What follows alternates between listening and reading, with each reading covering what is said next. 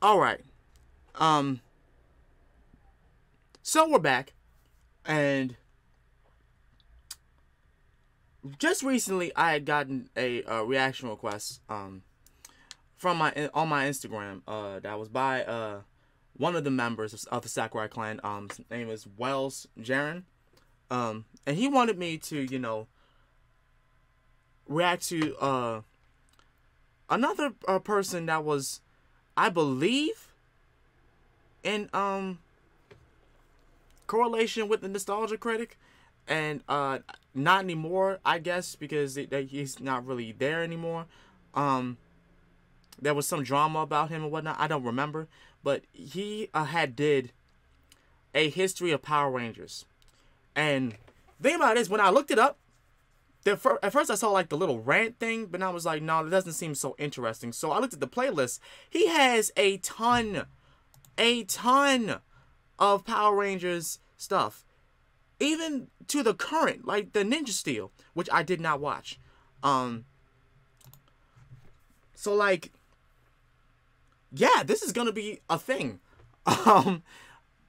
Like I said before, I love Power Rangers just because, like, you know, I have Spider-Man and stuff all over my wall. Doesn't mean that I don't love Power Rangers. I love Power Rangers. We need to do more Power Rangers stuff on this channel because of the fact that Power Rangers was also a big chapter of my life, and whatnot. As you can see from this shirt, I need to get the hoodie. I really want to get the Green Ranger hoodie. I need to get the action figure. I need to get a whole bunch of shit that's concerning Power Rangers. But with that being said, regardless, in the future, if you guys want to send me reaction requests, I encourage you, please feel free to go to the Discord, join the Discord, Sakurai Clan Discord. That way, when you send a reaction request, it's all right there in a little reaction channel, little reaction channel that I made. So that way, it's all, you know, all well organized and whatnot. And I can just scroll down and see what people have sent me and whatnot, and see whether or not I want to, you know, have any interest in reacting to it or not. Because I like talking to you guys, and it gets very messy in my mind when, you know, people send reaction requests on Instagram, then on YouTube, and then on Facebook, and then on Twitter, and stuff like that. Like, I can't really keep going to all these different media sites and just find other things like that people send me. Just I encourage you, please, I encourage you, join the Sakurai Clan Discord. We are still looking for more people to join us. Like, just build a big community where we're all together, despite YouTube's the BS. And if YouTube decides to just destroy itself in the final chapter of whatnot. But anyway, regardless of that, enough of me rambling on. Let's get on to this. We're gonna do the first one that he did. That's in this playlist. That's season 1 of Mighty Morphin Power Rangers, and this was re-uploaded. I think because Saban kind of took it down the first time. But yeah, this is the re-upload. History of Power Rangers. Here we go. Hold up. Here we go. It's Rita. She's escaped and she's attacking the planet. Teleport to us 5 overbearing and over-emotional humans. No! Not that! Not teenagers! That's correct, Alpha. I was afraid of that. Hey, thanks, Zordon. It's only the fate of the frickin' planet at stake. Has someone changed the water filter in your tube lately? Ladies and gentlemen and others, welcome to Mighty Morphin Power Rangers Season 1. 5 years ago, I started a little project called History of Power Rangers. I had done a Power Rangers homage on Atop the Fourth Wall and decided to re-watch the show, and in my re-watch, I had crazy theories and ideas that popped into my head. So I wanted to share those thoughts with people. To make matters worse, I decided to do it for every season, giving comprehensive analysis and recaps of the entire show, even for seasons that I hadn't watched before. That's a lot. Those videos were hosted on a service called Blip.tv that sadly no longer exists. Damn. While the original videos still exist, a lot has happened over the last 5 years, at the time of this recording anyway. Most prominently for me is that I am on YouTube now. When I began rebuilding my presence on YouTube, I re-uploaded all those videos. Sometime later, however, I was hit with 2 copyright strikes from Toei, the company that owns and produces Super Sentai, and the videos were all taken down. However, these videos have been one of the most popular things I've ever produced, and I like being able to pay rent. As such, I have decided to re-edit all of my History of Power Rangers videos and put them up again, making them more YouTube-friendly. At the time of this video's creation, Samurai and Megaforce have had that done and are viewable through links on my website, since the videos are unlisted and I prefer to keep my channel's video uploads in order when possible. The audio of all these videos will remain mostly the same, with occasional exception like cutting out my breathing, making corrections to things I got wrong, or reducing the amount of continuous footage that I show. This video, however, is most likely to get the most amount of attention, because most people don't even seem to realize that Power Rangers kept going after Mighty Morphin, and as such I felt it necessary to fully re-record the video so it actually sounded somewhat professional. Then again, I've probably lost most of you by now anyway, since it's taken me this long to get to the damn point, and my only real joke so far has been about Zordon's tube. Nah, Speaking of, has anyone fed him lately? I'm sure you've got the fish flakes around here somewhere. Anyway, the point is, if this is your first time here, welcome to the History of Power Rangers, an opinionated and serious analysis of a children's show utilizing Japanese footage mixed with American footage about rubber-suited monsters getting punched by people in spandex. And with a premise like that, you can see why it deserves serious analysis. Because this is a biased perspective, I fully expect people to lob hate at me for disagreeing with their opinions, and that's alright. This series is not a comparison to the source shows that Power Rangers uses footage from, collectively referred to as Super Sentai. I have no interest in the Sentai. Not that I question its quality, it's simply a matter of me not caring about it. All of us have heard from friends and loved ones about something that is a must-see, something that is the best ever, and that we do ourselves a disservice to not see it. But in the end, there's still stuff we don't see simply because we're not interested. And in this case, I grew up watching Power Rangers, and it is Power Rangers that I have come to praise. Or bury, depending on the season. I will refer to the Sentai occasionally from what little I do know, thanks to the efforts of others who have written up explanations for some of the more bizarre things that Power Rangers occasionally does, but my information is usually secondhand, so remember, it's possible the information I have is wrong. By that same token, I am not at this time interested in Super Sentai's sister series, Kamen Rider. Kamen Rider will have some influence in a few seasons, but for now, it's just not my thing. Pause! I watched that series. I don't remember him being in a Power Rangers episode. He was in a Power Rangers episode? What? I don't remember. I gotta rewatch it. I see, that's what I'm saying. I had to rewatch it. Now I gotta rewatch it. Because of that. I have to rewatch it now. Damn.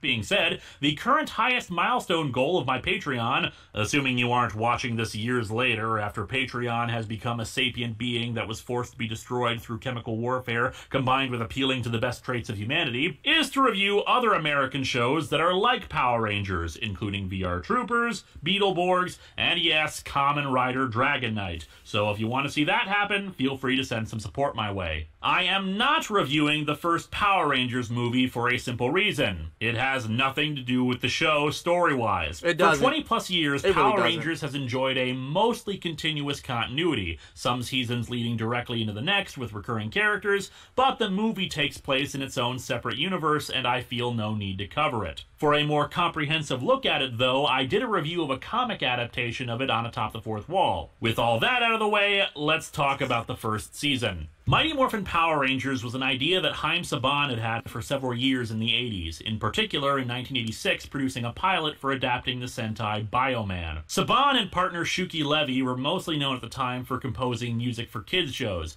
including but not limited to Inspector Gadget, He-Man, and the Real Ghostbusters. Saban loved the idea of mixing the Japanese and American footage, saving production costs a ton, but unfortunately no one was interested in it. According to Levy, Saban carried a video cassette of it around and kept pitching it to networks. And they all thought it was the worst thing they'd ever seen. In 1988, Saban formed his own production company and made several shows, including the hit that was the X-Men animated series. However, in the early 90s, Margaret Loesch, the head of Fox Kids, was looking for a new series that'd be adventurous, fun, and silly, and Saban showed her the Bioman pilot. Loving the idea, they refined the concepts and negotiated with Toei for a different, then more recent Sentai, Kyoryu Sentai Jew Rangers, and thus Mighty Morphin Power Rangers was born. The series begins somewhere in space. The implication has always been that this is the moon, although in the Sentai it was not. But as the show progresses, we'll learn that the moon is weird in the Power Rangers universe. There's really a breathable is. Atmosphere, for that matter, an atmosphere at all. The gravity is normal, and we're still landing on it. Now, in some circles, people debate about whether or not this isn't actually just some other planetoid near Earth, but since future instances will refer to the villains being on the moon, we're gonna call it as such. Anyway, 2 astronauts find what's called a dumpster, hence the title of the first episode, Day of the Dumpster. That's something else I never got. It's not a dumpster, it's a bin or a barrel. Maybe you can get away with calling it a trash can, but most trash cans aren't made of stone or have jewels engraved in them. But anyway, the astronauts decide to not radio in that they found an alien object, but instead decide to open the quote-unquote dumpster,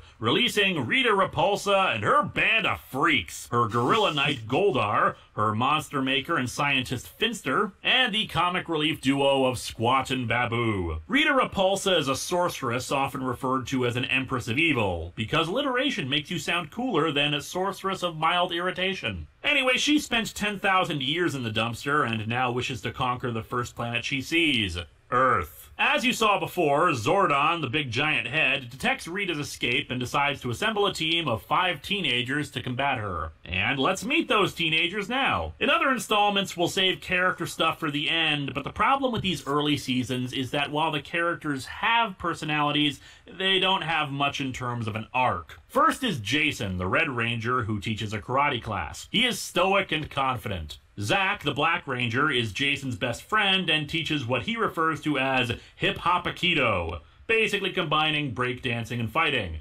Admittedly, that's kind of stupid in hindsight, but actually it does make for some impressive fighting moves. And some silly ones, but hey, on my show I've got a ninja-style dancer, so who am I to judge? Next, there's Trini, the Yellow Ranger. What you talking about? Okay, let's comment on this. Yes, the Black Ranger is black and the Yellow Ranger is Asian. Let's get this out of the way. They honestly did not realize what they had done in casting until about the 10th episode. Right, and it no was one an was mad honest, about that. horribly racist mistake, and they rectified it in future casting. Most of the time. There were actually a few pilots made of the first episode, even originally taking place in a bowling alley instead of the juice bar that is used for the social gathering point in the show. In at least one of those pilots, Trini was played by actress Audrey Dubois, who is not Asian. Although ironically, Tommy, who would later become the Red Ranger, was a character with Native American connections. Whoops. Anyway, Trini is also a martial artist, but it's harder to get a gauge on her character. She's probably the least developed of the original team.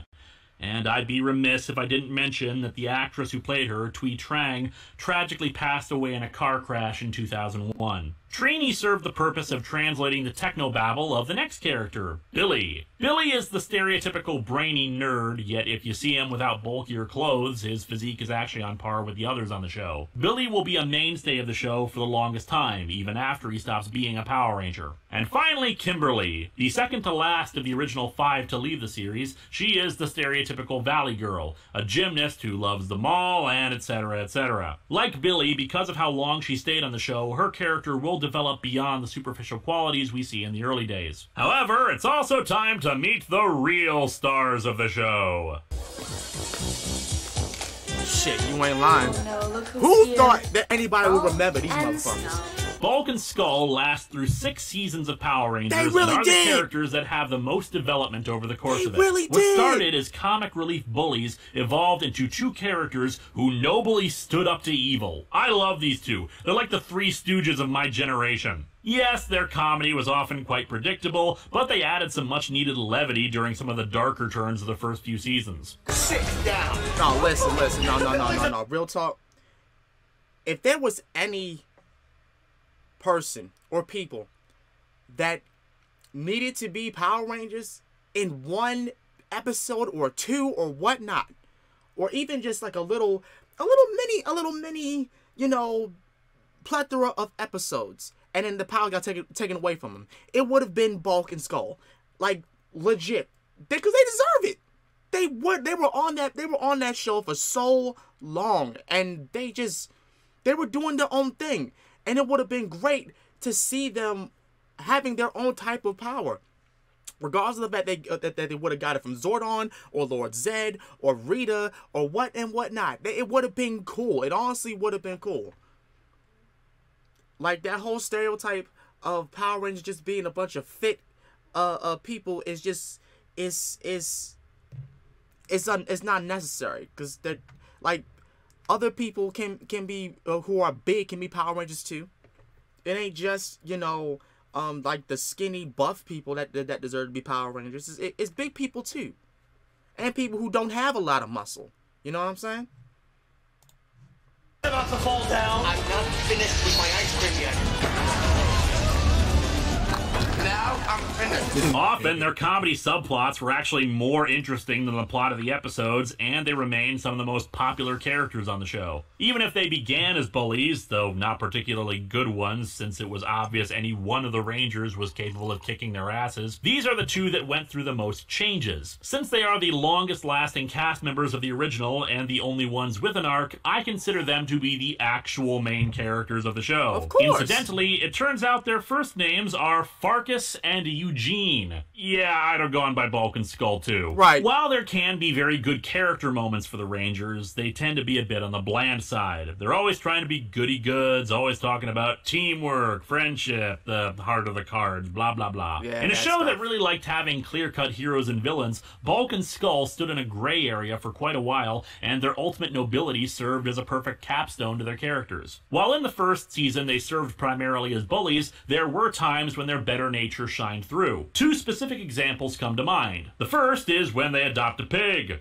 Now, ultimately, the pig proved to just be a monster, and they were frightened of it when that happened, but they seemed to actually be nice to it and want to take care of it after adopting it. The other is in the episode Crystal of Nightmares, where the two are put into a dream state. And what do they dream about? Becoming superheroes and saving the world. Now, in the dream, they can't drive the Megazord properly, but I think the fact that they want to be good guys, even if they are selfish and inept, will help come into play in later seasons. But now back to the plot. Rita launches an attack on Earth, causing an earthquake to develop. As people jog lightly out of the juice bar in panic, the five teens suddenly decide to stay exactly where they are, planted to one spot, before being teleported away by Zordon. Zordon explains the plot of the show, that they have to fight Rita using morphers that will harness the power of ancient beasts like dinosaurs, the saber-toothed tiger, and the mastodon. We also meet Alpha 5. Alpha can get pretty annoying early on with his constant proclamations of "ay, ay, ay, ay, ay,"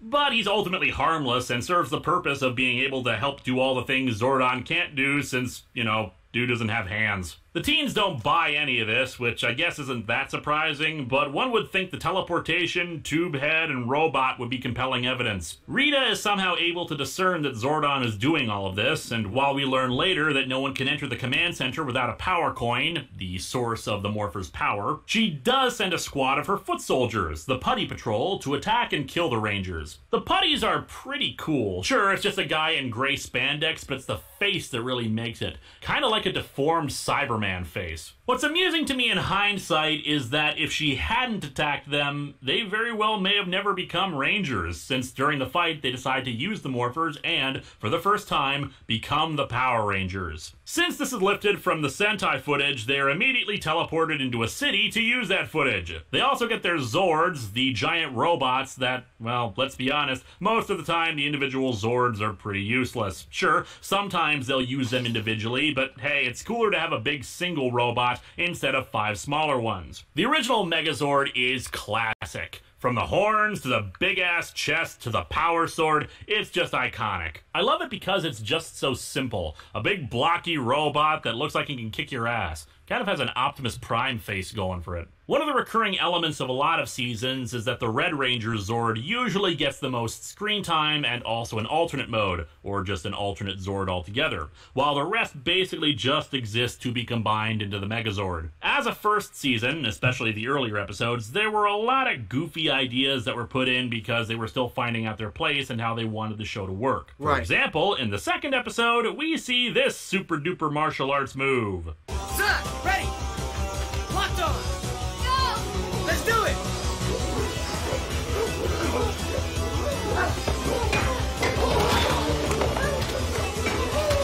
Certainly puts that scene in Matrix Reloaded with Neo spinning on a stick in perspective, doesn't it? Elements seen in the first few episodes wouldn't really make any reappearances later. For example, the Rad Bug. The Rad Bug is one of the silliest, most illogical things Power Rangers ever did. Billy invented a flying car that could enter the command center somehow. We have to assume he used technology from the command center to build this thing, because otherwise Billy just invented a flying car out of crap that he had in his garage. He really and did. You know what? It's awesome! It really Why did. the hell Right. did they ever bring this back? By the 17th episode, we had what was probably one of the best things they ever did just for the very series, and interested. it had a lasting impact to the point where even the advertising for the final episode of the season 20 years later was all about his return. Jason David Frank as Tommy Oliver, the My Green man. Ranger. Love him or hate him, this was the character that really cemented Power Rangers for the audience. Exactly. In a 5-part story, since this was in the days when new episodes of the series were shown on weekdays, called Green with Evil, Rita unveiled her plan to create her own evil Power Ranger, the Green Ranger. Where she got the power coin we'll never know, especially given what we learn later concerning their creation. Unfortunately, the Green Ranger is also where we see some of the seams fall apart between Japanese and American footage. Yeah, 'cause in the of the Sentai, the shield. Green Ranger had a rubber shield, whereas the American one was cloth, since sadly they had to make do with what they had, and sometimes suits and props are damaged in transit, Right. assuming they get sent at all. It's pretty shabby and terrible looking, sadly. Also, trivia note, the crew would routinely lose the morpher props, so they would just go out to the toy store and buy a morpher in order to use it for the show if they had lying. to. The toys were just that accurate. In any case, the Green Ranger was where things suddenly got interesting. For one thing, the fact that it was 5 parts long showed us that this was an epic like no other. No other kid shows did 5-parters at the time, and the guy was just badass. He wasn't some weird-ass monster with a goofy gimmick. He was an actual human being who was able to outfight the group. He looked different. His weapon was different. It and was. he had a Zord that rivaled the others, Tell 'em. rising from the ocean like Godzilla. Yeah. He wrecked the command center, cut the Rangers off from the guidance of Zordon, and even got into the Megazord to disable that as well. Each episode felt unique, telling a new chapter of the tale as we saw the Rangers having to really step up their game. Billy becoming more acquainted with the technology of the command center,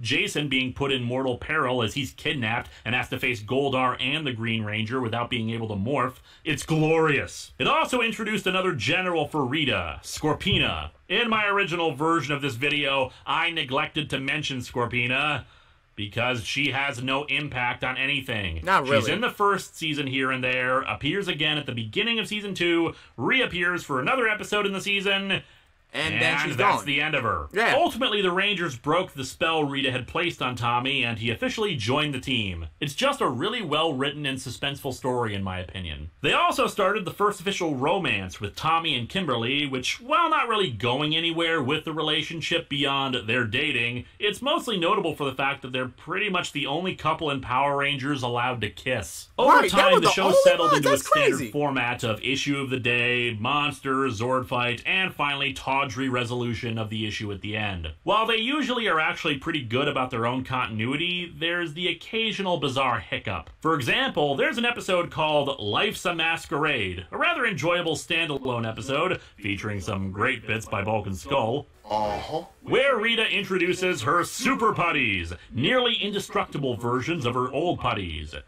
The problem is that the episode right before it, Gung Ho, already introduced the Super Putties, and the group reacts with shock at the premise of the Super Putty both times. Gung Ho is notable for another aspect, the introduction of a new Zord, Titanus. It's a big Brachiosaurus-looking thing that could combine together with the Megazord and Dragon Zord to become the Ultra Zord. Because remember, kids, the only thing cooler than one giant robot is a bunch of giant robots merging together to become an even bigger robot. giant robot. Anyway, eventually the Right. show ran into a bit of a problem. See, a lot of the fight scenes were dependent on the Sentai footage, and, well, there was only so much of it, particularly of the Green Ranger, since his Sentai equivalent actually died partway through Jew Ranger. Now, they Yeah. solved that issue by writing him out of the show. In the 2-parter, The Green Candle, Rita unveils a magic candle that, once fully melted, will return the Green Ranger powers to her.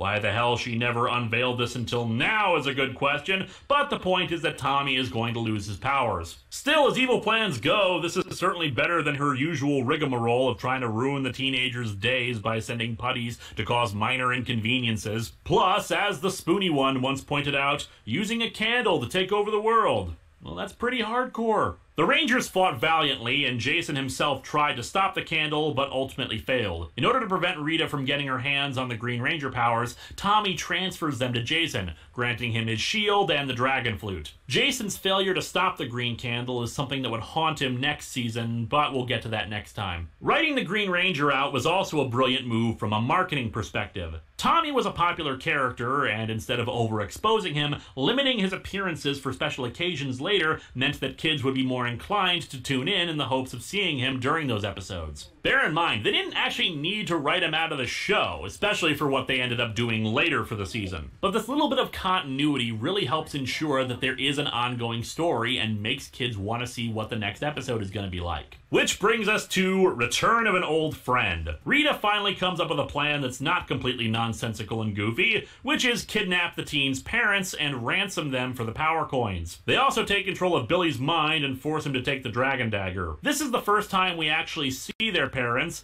and in true silly fashion, most of them dress color-coded like their kids, with Jason's parents wearing red and Skull's parents wearing punk attire. In fact, Bulk's parents seem the most normal. Our heroes are forced to give up the coins, but of course Goldar doesn't hold up his end of the bargain and keeps the parents. However, Jason reveals that he still has the Dragon Coin. They recruit Tommy once again and infuse him with Zordon's own energy. However, they know it's only a temporary measure and it's likely the powers could give out during a fight. After one of those fights, Tommy's able to retrieve the dagger and the power coins. And while he's now back as the Green Ranger, the group knows that the rejuvenation of his powers is only temporary. Besides for the running subplot of Tommy and Kimberly's relationship, there was also Zach's pursuit of Angela, who would brush him off anytime he tried to impress her. It was actually a nice change to see that the teens weren't successful at everything they did, like it seemed to be, though Angela's heart seemed to be won over whenever Zach did genuinely good things for her. Or when he bribed her. The character pretty much disappeared though, so ultimately it was for naught. One particular aspect that occurred to me as I was watching the later episodes of the season was the change in fighting prowess. In the early episodes, the Rangers tended to fight off putties successfully only after they'd morphed. Otherwise, they relied on tricks or misdirection in order to defeat them. In fact, Tommy's ability to fight off a squad of putties single-handedly was an impressive feat to Rita. However, in a later episode, Zach was able to fight off a squad of putties himself too. Billy's fighting ability in particular would change. In the beginning, he could barely fight off one putty, let alone a whole group of them, but by the end, he was able to hold his own in a fight beyond the stereotypical nature of his character. Mind you, some of this was simply narrative convenience, but it did hang— Yeah, but at the same time, you know what we call that? You know what we call that? Growth. Alright? We call that growth. In my mind as I was watching. As I said before, there was a problem of the fight scene footage. Originally, Mighty Morphin Power Rangers was only supposed to be 40 episodes, ending on the two-parter Doomsday. It's a pretty intense episodes, with things looking grim, even parts of the Zords getting sliced off. But of course they win through at the end. Zordon offers them a chance to give up their powers, that they shouldn't have to keep up the fight forever, but they say they'll keep going. I imagine the original plan was for Rita to be destroyed, hence the offer, but of course she was not. With the ever-growing popularity of the series, they decided to keep it on. But the first season, uniquely enough, had 60 episodes in it. So how did they fill up the remaining 20? They actually contacted the creators of Jew Rangers to produce entirely new original footage that would only be used in Power Rangers, referred to by fans as Jew 2. Just damn!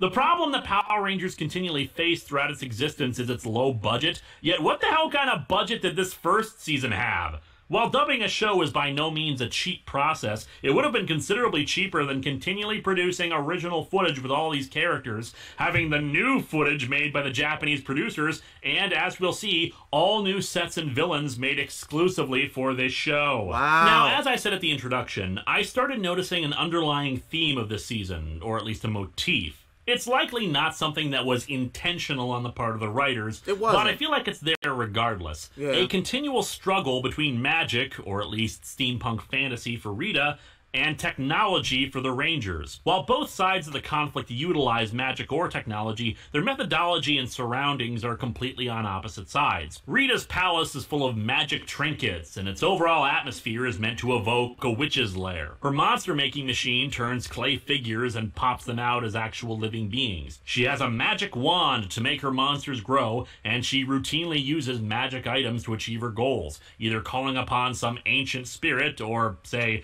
using a candle to take away superpowers. Even the monsters themselves tended to have a more mythological or mystical bent to them, or at the very least range on the fantastic. On the other side of the fence are the Power Rangers. The command center is a high-tech facility, and the morphers themselves are an impressive feat of technology, accessing something called the morphing grid to give them their powers. While Zordon may have been described as a wizard before they fleshed out his backstory, he clearly prefers the use of the technology that the group has at their disposal. Alpha himself is a robot, and the Rangers use giant machines to fight against Rita's magically created monsters. Billy is usually the tech go-to guy and also invents new devices to help the team out. Hell, a little kid friend of his, who I swear is supposed to be his brother, even invents a virtual boy.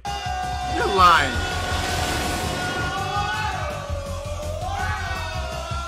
Technology is presented as something extraordinarily necessary and useful to the team and the world at large. Mysticism and magic, while useful sometimes, are presented as tools of evil. What's interesting about this is that by the time we reach Zeo, that position will have swung more towards a balance. One thing I definitely neglected to mention originally was, well, the pretty obvious Wizard of Oz connections. I'm not sure how much of that was actually part of Jew Ranger's inception, but it's pretty cool how much of an influence it had. You've got a giant floating head referred to as a wizard, which, considering they changed his backstory slightly a bit later to be an alien, could be considered the man behind the curtain idea. Wizard, an evil alien, witch, guardian, whom even Barbara same Goodson, difference. the voice actress for Rita, was told to do a Wicked Witch of the West impersonation, who had at her disposal a flying monkey. It's okay to wear your influences on your sleeve like this and really show how creative you can get with it. I mean, it's not like the show actually has a Dorothy figure, although I've got to imagine somewhere in 800 episodes they had magic shoes. There are other characters on the show, but unfortunately they're kind of superfluous. There's Miss Appleby, the teacher at Angel Grove High, who shows up the most. Principal Kaplan, who's really just there for the occasional comic relief when his toupee gets knocked off, because baldness is funny, I guess. But the other most recurring character is, of course, Ernie, owner of the juice bar. I feel sad that he never really did much on the show aside from occasionally helping out the teens with something they were doing, because he has kind of a quiet charm to him, like the friendly barkeep who's always there to dispense sage wisdom. Hell, if I was writing this nowadays, I'd make Zordon the mentor who could help them with larger-than-life stuff, while Ernie would be the one to help them with stuff all too human. Overall, the success of the show was probably not built on the most engaging of circumstances. While the acting is mixed in the early episodes, the characters do all eventually grow into a position where they're completely believable in their roles, as long as you ignore them preaching about community this and environmentalism that and teamwork and all that crap. Guest characters would be the worst actors, since it comes off as not knowing if they should take their material seriously, or in some cases, they're just terrible actors, like the aforementioned episode with Billy's not brother, with lots of people clearly dubbed in. I owe you Wow. an apology, Billy.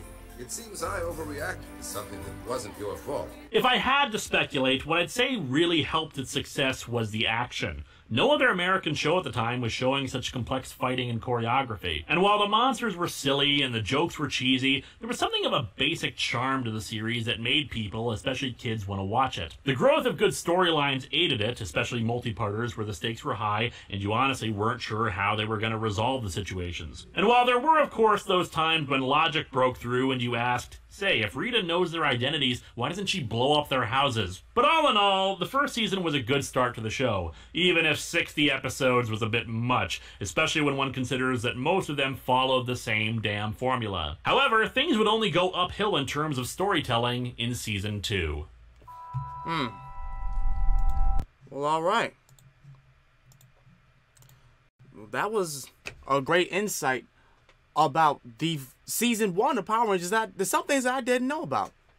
I didn't know that they would frequently lose their morphers, and they literally went to the store to buy the actual toy replicas because they looked that much alike. That I didn't know nothing about that.